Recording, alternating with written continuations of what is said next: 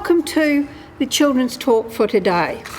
We're going to be doing some things that you don't do at home unless you've got an adult with you. Okay, so number one, if I light the match and I hold this piece, put it underneath this piece of paper, it catches fire quite quickly and does quite well. That's what we'd expect, isn't it? We'd expect a piece of paper to catch fire. Okay, now I just put it in some water. That puts the fire out. So I've got some liquid here. Let's see how this liquid goes at putting out fire. Let's get the matches ready. Well, the gloves make you safe there, so just a little bit harder to work. So I'm going to put the piece of paper into our liquid. Light my match. Good Bunsen burner technique. And I'm going to light. It's on fire, but it's not burning up. That's a bit odd. That's not what I expected to happen. Let's just try that again.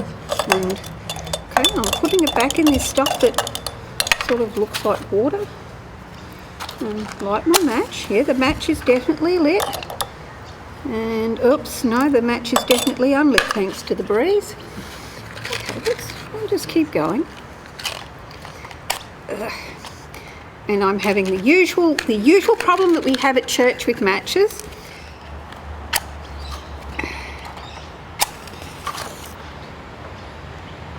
Right, that's got it alight. Okay, let's try that again.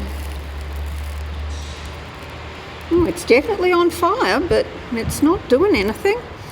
Okay, well, we're going to explore that idea a bit more when we go inside.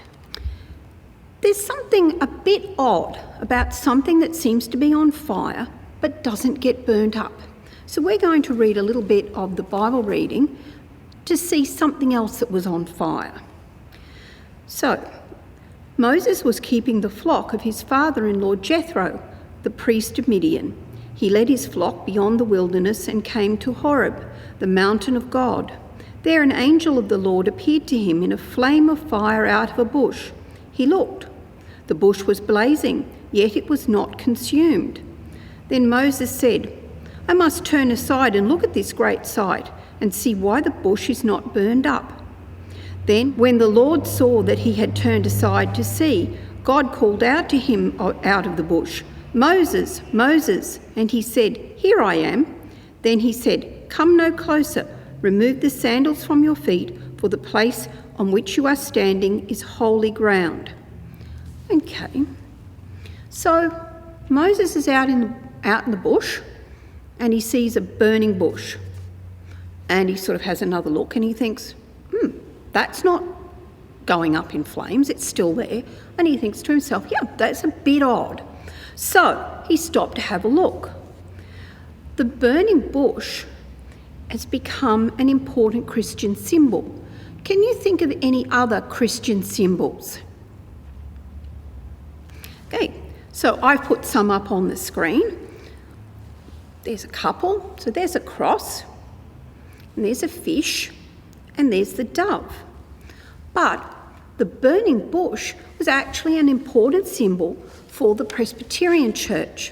So this picture is the logo, the symbol for the Presbyterian Church of Scotland, and you can see the burning bush in the middle.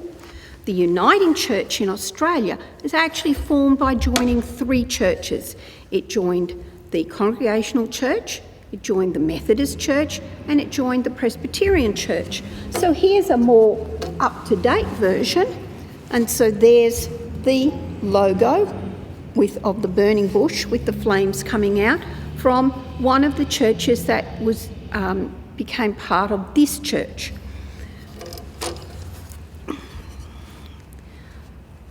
So that's really interesting. God used the burning bush as a way to get Moses' attention. I mean, Moses was wandering through the bush and all he was worrying about at that point was the sheep and looking after the sheep. But God set fire to, or put the bush on fire, apparently, to get Moses' attention. And it most certainly got Moses' attention, and God was able to give Moses some important information that let him go on and become one of God's most important helpers in the Old Testament. God still sends us messages today. They're probably not quite as exciting as a burning bush, but he still sends us messages. And so we need to be aware in our life of, is God sending us a message? Is he giving us a hint that there's something he would like us to do? So we need to keep our eye out and our mind open for the messages that God is sending us to tell us that there's something he needs a hand with. Okay, so let's just close in prayer. Dear Lord, we thank you that God is still with us. We thank you that God still sends us messages. Help us to be aware of what the messages are and what it is that he would like us to do in the world. These things we ask in his name. Amen.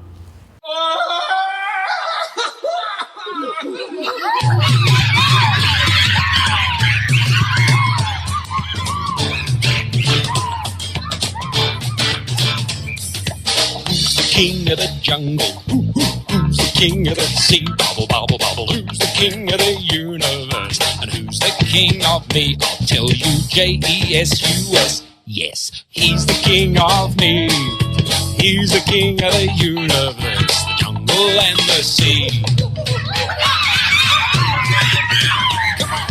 Who's the king of the jungle? Who's the king of the sea? Bobble, bobble, bobble, who's the king of the universe? And who's the king of me? I'll tell you, J-E-S-U-S. Yes, he's the king of me. He's the king of the universe, the jungle and the sea.